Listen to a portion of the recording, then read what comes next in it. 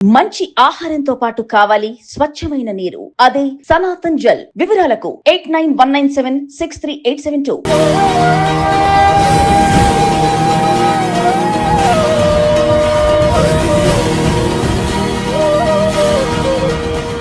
So ఇప్పుడు ఏదన్నా ఒక నగరం, దాని రియల్ ఎస్టేట్ రంగం ఆ నగరాన్ని స్థాపించిన సమయం ప్రభావితం చేస్తుందంటారా? ప్రతిదానికి ముహూర్త కాలమే ఉంటుంది. ఓకే. ఇప్పుడు ఇదివరకు గ్రామాలు అనేసరికి రెండు రకాలు ఉంటాయి. వాస్తు శాస్త్రం ప్రకారం గ్రామార్వణం అని ఒకటి, గృహార్వణం అని రెండు పద్ధతులు ఉంటాయి. ఏదైనా ఒక గ్రామాన్ని నిర్మించినప్పుడు గ్రామానికి ఆర్వణం చూస్తారు, ఆయాలు చూస్తారు, వర్గులు చూస్తారు, వాస్తు చూస్తారు, వాస్తు పురుషుడి పొజిషన్ చూస్తారు అన్నమాట. వాస్తు పురుషుడి పొజిషన్ చూసి ఆ భూమిని మూడు రకాలుగా పరిశీలించాలి. ప్రతి భూమికి మూడు దోషాలు ఉంటాయి: స్పర్శ దోషం, దృష్టి దోషం, శల్య దోషం, భూగర్భజనిత దోషం. ఈ దోషాలు పరిశీలించాలి. స్పర్శ దోషం అంటే ఒక భూమి నుంచి ఎటువంటి వాయువులు వస్తున్నాయి, ఎటువైపు నుంచి గాలులు వస్తున్నాయి, నైరుతి వైపు వస్తున్నాయి, ఆగ్నేయం నుంచి వస్తున్నాయి, ఈశాన్యం నుంచి వస్తున్నాయి, దక్షిణం నుంచి వస్తున్నాయి, ఈ రకంగా అష్టదిక్కుల నుంచి ఎటువంటి వాయువులు వస్తున్నాయి చూడాలి. ఇంకా దృష్టి దోషం అంటే ఆ భూమిని చూసిన వెంటనే ఒక్కొక్కరికి ఒక్కొక్క ఫీలింగ్. ఇప్పుడు చాలా మంది చూస్తాం, మనం వచ్చే దారిలో ఒక ఓపెన్ ప్లేస్ చుట్టూ కాంపౌండ్ వాళ్ళు పెట్టేసి this land belongs to so and so XYZ అని బోర్డు పెడతాం. వెంటనే చూసిన వాడికి ఎంత ప్రైమ్ ల్యాండ్ ఇటువంటిది ఎట్లా సంపాదించాడరా, వీడు ఎట్లా కొట్టేసాడరా, ఇది మనం తీసుకుంటే బాగుంటుంది, వీడు అమ్ముతాడా అమ్మడా, ఎలా వచ్చింది వీడికి అని వెంటనే వాళ్ళ మైండ్. వారు ఏదో సెక్యూరిటీ కోసం అనుకుంటున్నారు కానీ అక్కడ పేరు కనిపించారు, అబ్బా వీడు కొట్టేశాడా, వీడు పలానా వాడా, ఏ పార్టీ వాడు, ఈ రకమైన ఆలోచన వస్తాయి. ఆ దోషం. ఇంకా భూమిలో శల్య దోషం అన్నమాట. ఆ భూగర్భంలో ఎటువంటి నిక్షేపాలు ఉన్నాయి, నిధి నిక్షేపాలు అంటారు, అలాగే ఇవి శల్యధాతులు, కాష్టధాతులు అని కూడా ఉంటాయి. అవి ఉన్నప్పుడు కూడా ఆ భూమికి సంబంధించిన దోషాలు. ఇదివరకు యాక్చువల్గా చేయాలంటే, గృహం నిర్మించాలంటే 100 అంగుళాల వరకు భూమిని తవ్వాలి. 8.5 feet 100 అంగుళాల లోపు భూమిని తవ్వి ఆ మట్టి అంతా తీసేసి అటువంటి చోట ఎటువంటి దోషాలు లేవని తెలుసుకున్న తర్వాత అక్కడ నిర్మాణం చేపట్టాలి. ఇటువంటి జాగ్రత్తలు భూమి పరంగా తీసుకోవాల్సి ఉంటాయి. ఆ రకమైన జాగ్రత్తలు తీసుకోవటం ఒకటి. ఇంకా పట్టణాలు ఇటువంటి నిర్మించాలంటే ఇదివరకు గ్రామార్వణం చూసేవారు, మళ్ళీ అందులో పంచాయతన సిస్టమ్ ఇక్కడ కూడా వస్తుంది అన్నమాట.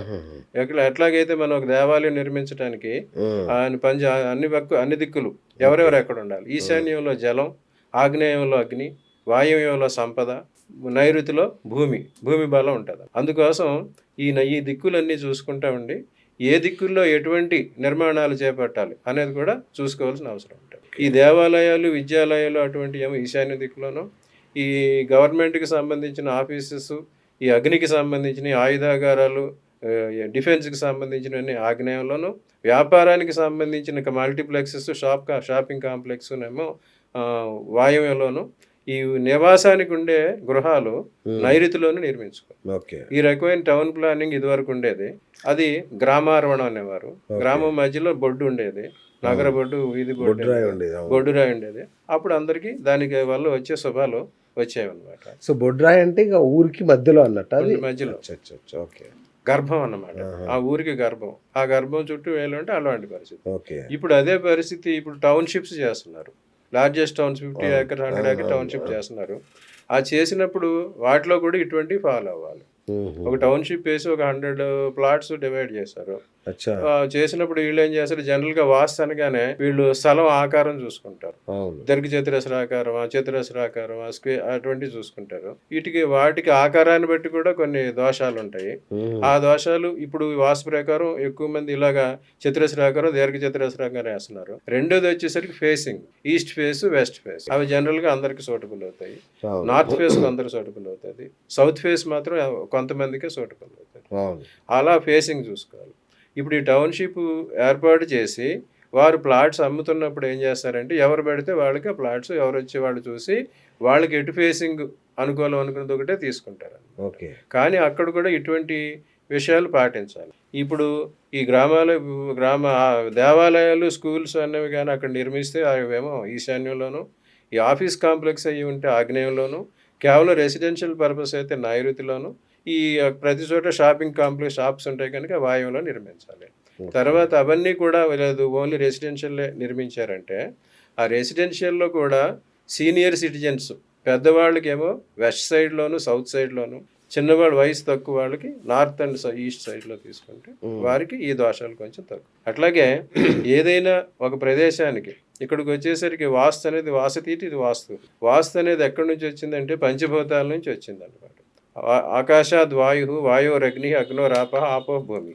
ఒక శూన్య ప్రదేశంలో పంచభూతాలు విహరిస్తూ ఉంటాయి. ఆ పంచభూతాలకి ఎప్పుడైతే ఒక లిమిట్ ఏర్పడిందో అవి అక్కడ కన్ఫైన్ అయిపోయి ఉంటాయి. అప్పుడు వాటికి తగినంత స్థానం వాటికి వచ్చిందా? ఏ స్థానం వచ్చింది? పంచాయతనం ప్రకారం ఈశాన్యంలో జలం ఉండాలి, ఆగ్నేయంలో అగ్ని, అందరూ చెప్పారు. అట్లాగే దీని వాసులో కూడా ఏ రకంగా చెప్తారంటే ఈశాన్యం గుంట, ఆగ్నేయం మంట, నైరుతి పెంట, వాయువ్యం పంట, ఈ రకంగా సింప్లిఫై చేశారు.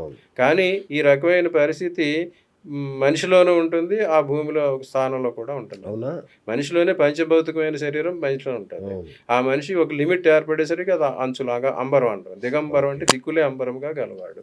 ఎప్పుడైతే పంచభూతాలన్నీ ఒక ఆకారంలోకి వచ్చినావో, ఆ ఆకారం వచ్చేసరికి వానిలో ఎక్కువ ఏ తత్వం ఉంది? జలతత్వం, భూతత్వం, అగ్నితత్వం, వాటిని బట్టి రాసులు బట్టి ఉంటుంది అన్నమాట. అదే రకంగా ఒక గృహానికి ఎక్కడైతే మన భూమికి మనం కొంత లిమిట్ ఏర్పాటు చేసి హద్దులు ఏర్పాటు చేసామో ఆ హద్దుల్లో ఈ పంచభూత తత్వాలు ఉంటాయి. అప్పుడు వారికి ఎటుపైకి ఎంత ఉన్నాయి అనేది చూసుకోవాలి. అలాగే వీరి జన్మజాతకం ప్రకారం కూడా వారిది ఏ తత్వం అనేది చూసుకుని ఆ తత్వానికి సంబంధించిన ప్రదేశంలో వాళ్ళు గృహం నిర్మించుకుంటే వారికి కూడా బాగుంటుంది. పాప దృష్టి, శుభ దృష్టి అనేవి ఉంటాయి కదా, ఇవి కూడా రియల్ ఎస్టేట్ ను ప్రభావితం చేస్తాయా? దృష్టి దోషం రియల్ ఎస్టేట్ ముందు ప్రభావితం చేసేది ఇవి. ఇప్పుడు ప్రతి చోట ఎవరైనా ఒకటి మంచిది కట్టుకున్నారు అనగానే అందరి దృష్టి పడుతుంది. అందులో పాజిటివ్ అండ్ నెగిటివ్ రెండు ఉంటాయి అన్నమాట. అట్లే ఇలా ఇంత గొప్పగా వీడు పెరిగిపోయాడు అని అసూయపరమైన దృష్టి ఉంటుంది. అరే వీళ్ళు బాగానే కట్టుకున్నారు, వీళ్ళకి మనం కూడా ఉండాలని ఎంకరేజింగ్ దృష్టి ఉంటుంది. ఈ రెండు రకాల దృష్టిలు ఎప్పటి నుంచో ఉన్నాయి. దానికి అది కూడా ఇక్కడ వర్క్ చేస్తుంది. ఇంకోటి ఏంటంటే ఈ టౌన్ ప్లానింగ్ అటువంటి చోట్ల ఏ ప్రదేశంలో ఎటువంటి గృహాలు, ఎటువంటి నిర్మాణాలు చేయాలి అనేది కూడా ఎక్కువ ప్రభావితం చూపిస్తారు.